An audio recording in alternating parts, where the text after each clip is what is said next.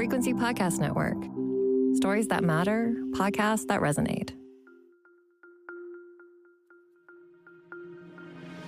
U.S. and Israeli strikes on Iran this weekend killed Iran's leader and triggered broader conflict across the Middle East. Hi, I'm Virjesh Dave. This is Big Headlines, everything you need to know to be in the know in just 5 minutes. Beginning Saturday morning, the United States and Israel struck Iran, killing senior Iranian officials, including Iran's supreme leader, Ayatollah Ali Khamenei. Iran fired missiles and drones in retaliation at numerous targets, including in Israel, Kuwait, Dubai, and Bahrain. 2 drones even hit a British military base in Cyprus, with limited damage, all while American and Israeli strikes on Iran continued.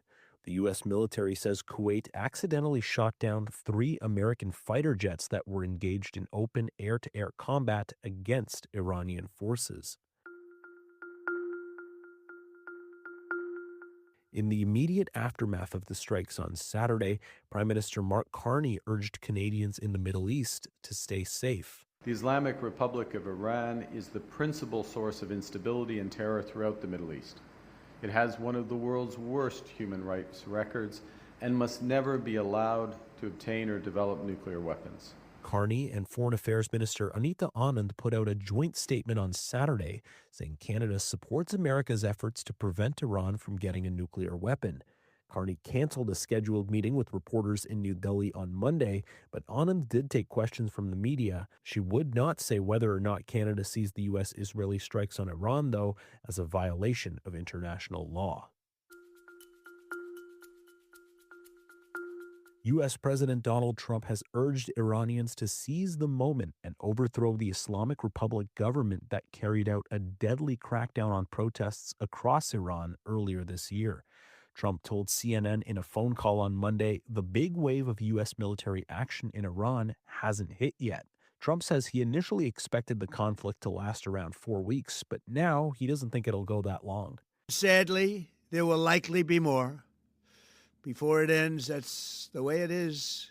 Likely be more, but we'll do everything possible where that won't be the case. Trump's defense secretary, Pete Hegseth, though, saying the strikes on Iran are not about regime change. This operation is a clear, devastating, decisive mission. Destroy the missile threat, destroy the Navy, no nukes. Hegseth pushed back against the suggestion that this could become a drawn-out conflict across the Middle East. Trump has faced criticism within the U.S. for going ahead with the strikes without getting congressional approval. The U.S. Constitution says only Congress can declare war, but the president can direct U.S. military forces in engagements necessary to advance American national interests abroad. Trump has repeatedly used that provision to justify military action, including strikes on Iran last year during the 12-day war and the operation to capture Venezuelan President Nicolas Maduro.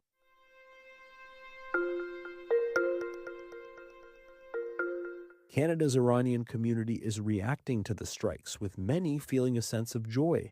In Vancouver, hundreds of people gathered at a downtown park. We are done. We are done with this system. We are done with this whole operation. We don't want them anymore. Others are uneasy about what the future holds exactly.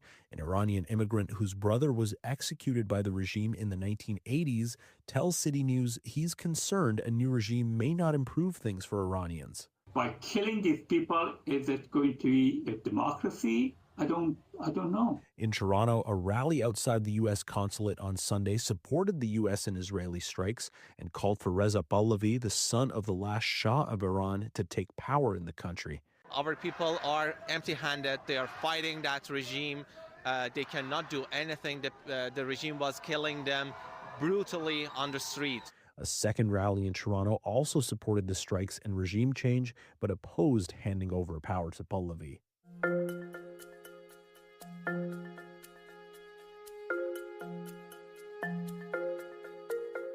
The conflict in Iran is having a major impact on global markets, and it could lead to drivers across Canada paying significantly more for gas.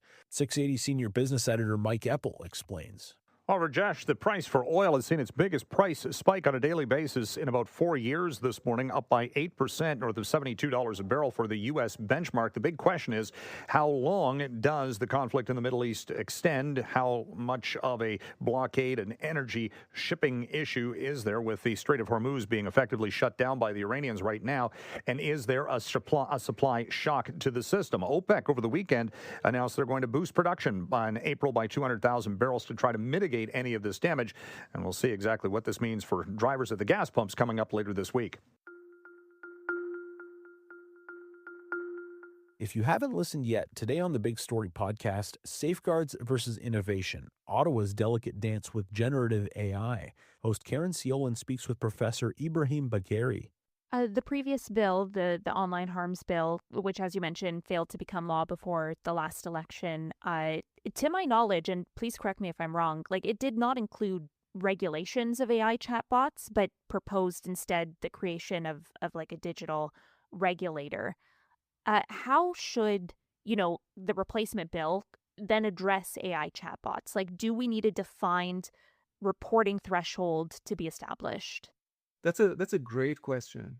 I think there's the first step towards thinking about AI safety in general is to think about what are the types of social problems that we will find ourselves in, and whether these types of social problems have technical solutions or have other forms of solutions that we think about. You can listen to the full episode wherever you get your podcasts. Now you're in the know. Thank you for listening to Big Headlines. Make sure you follow, share, and review Big Headlines. Today's episode was produced by Felix Slew. Enrica Amaturo is our lead producer. I'm Burjesh Dave. Have an amazing day. We'll talk to you tomorrow.